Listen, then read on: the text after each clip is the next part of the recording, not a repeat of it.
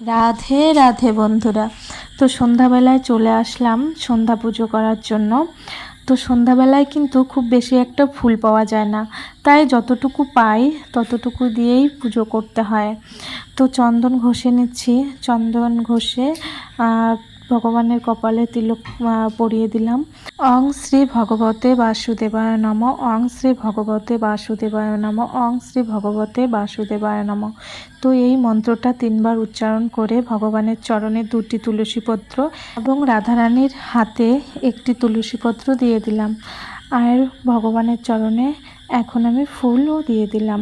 তো সকালে কিন্তু অনেক ফুলই পাওয়া যায়, কিন্তু বিকেল হয়ে গেলে না সেই ফুলগুলো কেমন জানি নেতিয়ে যায়, যেমন জবা বা অন্যান্য ফুলগুলো।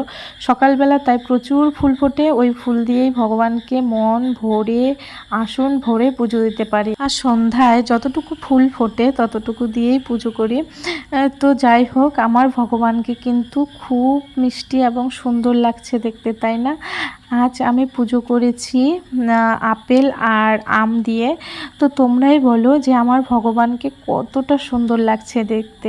তুমি ভগবানকে যেভাবেই পুজো করো না কেন, যা দিয়েই করো না কেন, ভগবান কিন্তু তাতেই সন্তুষ্ট থাকে। ভগবান শুধু চায় ভক্তি। তো চলো, আমি এখন গীতা পাঠ করে নেব। আমি প্রত্যেক দিন 1-2 করে শ্লোক গীতা পাঠ করি। তো চলো, টাটা।